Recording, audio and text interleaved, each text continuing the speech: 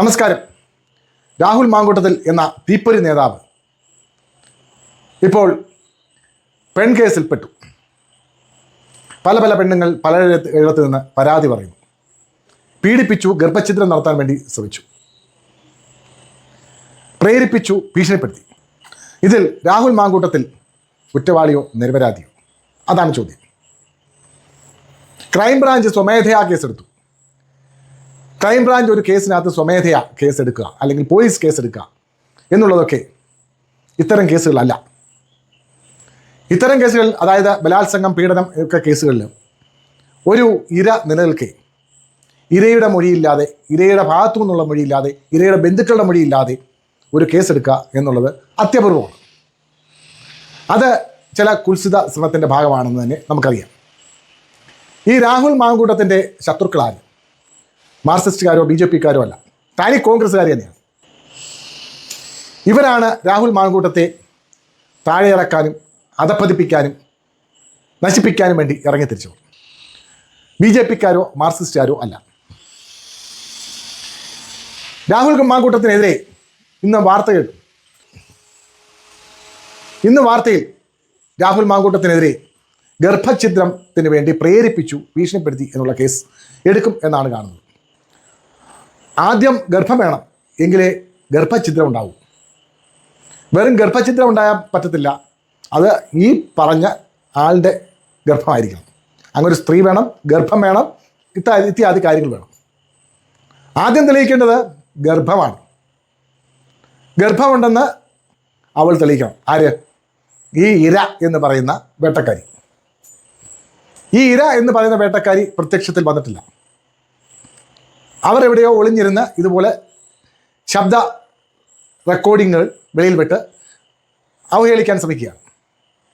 ആ ഇര തന്നെയാണ് കടകംപള്ളി സുരേന്ദ്രനെതിരെയും മുകേഷിനെതിരെയും പറഞ്ഞതെന്ന് മറുനാടൻ മലയാളിയിൽ പറഞ്ഞ് ഞാൻ കേട്ടു. അപ്പോൾ യഥാർത്ഥത്തിൽ ഗർഭം ഉണ്ടെന്ന് തെളിയിക്കണം. ഗർഭം രാഹുൽ മാങ്കൂട്ടത്തിൻ്റെ ആണെന്ന് തെളിയിക്കണം. എങ്കിലേ ഗർഭഛിദ്രത്തിന് പ്രസക്തിയുള്ളൂ. വെറുതെ ഫോണിൽ പറയുക ഞാൻ ഗർഭിണിയാണ്, ഒരു സ്ത്രീ എന്നെ വിളിച്ചു പറയാം രാവിലെ, ഞാൻ ഗർഭിണിയാണ്, ഞാൻ നിങ്ങളിൽ നിന്നാണ്, അയ്യോ അത് പറ്റത്തില്ല, അയ്യോ അത് മോശമാവും, ബുദ്ധിമുട്ടാവും എന്നൊക്കെ ഞാൻ കേണ് പറയുന്നത് ഒരിക്കലും ഗർഭഛിദ്രത്തിന് പ്രേരിപ്പിക്കലാവത്തില്ല, നിയമത്തിലാകത്തില്ല. ഈ വിട്ടുകളെല്ലാം കൂടി കേസെടുത്ത് ആ കേസുകളെല്ലാം പടപട പൊട്ടും. ഇത് കോടതിയിൽ ചെന്നാൽ കോടതി അവഗണിച്ച് തള്ളും. രാഹുൽ മാങ്കൂട്ടത്തിനെതിരെ ഇതുവരെ ശരിയായ ഒരു തെളിവുകളുമില്ല. രാഹുൽ മാങ്കൂട്ടത്തിൽ ആരെയും പീഡിപ്പിച്ചതായിട്ടില്ല, ബലാത്സംഗം ചെയ്തതായിട്ടില്ല. എന്നെ സന്തോഷിപ്പിച്ച് കൊണ്ടുപോയി ലൈംഗിക വേഴ്ചയിൽ ഏർപ്പെട്ടു. അങ്ങനെ പല പെണ്ണുങ്ങളെ ചെയ്തിട്ടുണ്ട്. അതൊക്കെ അയാളുടെ കഴിവ്. അപ്പോൾ ഗർഭഛിദ്രം എന്ന സംഗതി വെറും ഊഹാപോഹം മാത്രമാണ്. അപ്പോൾ ഗർഭഛിദ്രത്തിന് വേണ്ടി പ്രേരിപ്പിച്ചു എന്ന് പറയുന്നത് അടിസ്ഥാനരഹിതമാവും നിയമത്തിൻ്റെ മുമ്പിൽ. ഈ കേസിൽ രാഹുൽ മാങ്കൂട്ടത്തെ ഒരു കുന്തവും ചെയ്യാൻ ഈ സർക്കാരിനും കഴിയത്തില്ല, പോലീസിനും കഴിയത്തില്ല, നിയമ സംവിധാനത്തിനും കഴിയത്തില്ല. ഞാൻ ഒരുവിധമൊക്കെ നിയമം പഠിച്ച ആളാണ്, ഒരുവിധമൊക്കെ കേസ് നടത്തുന്ന ആളാണ്. എൻ്റെ അറിവിൻ്റെ അടിസ്ഥാനത്തിൽ പറയുന്നതാണ്. രാഹുൽ മാങ്കൂട്ടത്തിനെ ഈ കേസിലെല്ലാം വെറുതെ വിടും. അയാളെ ഒരു ചുക്കും ചെയ്യത്തില്ല. ഇപ്പം അവഹേളിക്കാൻ പറ്റും. അവഹേളിക്കുക എന്നുള്ളൊരു സന്തോഷം എല്ലാവർക്കും പറ്റും. ഏറ്റവും കൂടുതൽ അവഹേളിക്കുന്നത് കോൺഗ്രസ്സുകാർ തന്നെയാണ്. ഒരു നേതാവ് അല്ലെ ഒരു പ്രവർത്തകൻ ഒരു തെറ്റുണ്ടായെന്ന് ബോധ്യപ്പെട്ട് അയാൾക്ക് അതുപോലെ പ്രശ്നം ഉണ്ടായാൽ അയാളെ തള്ളിക്കളയല്ല ഒരു രാഷ്ട്രീയ കക്ഷിയുടെ ധർമ്മം. മാർക്സിസ്റ്റുകാരെ കണ്ടുപിടിക്കണം. അങ്ങേ അറ്റം വന്നാലും അവർ തള്ളിക്കളയില്ല, അവർ സംരക്ഷിക്കും. BJP-ക്കാർ സംരക്ഷിച്ചില്ലെങ്കിലും തള്ളിക്കളയില്ല. പക്ഷേ കോൺഗ്രസ്സുകാർ എന്നുള്ള അലവലാദികൾ അവനെ വലിച്ചിറക്കി ചവിട്ടിക്കൂട്ടി നശിപ്പിച്ച് നാറാണക്കൽ വെക്കും.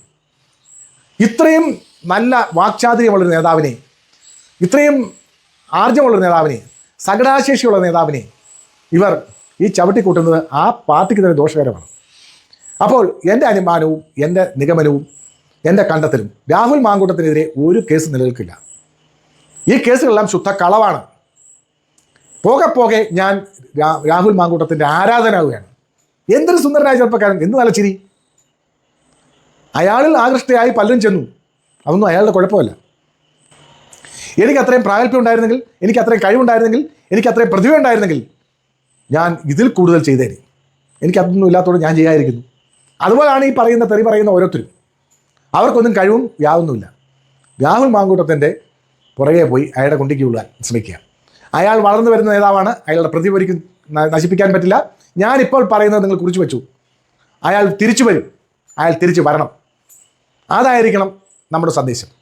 അല്ലാതെ എല്ലാവരുടെയും കൂടി കല്ലെറിയല്ല സന്ദേശം. നന്ദി, നമസ്കാരം.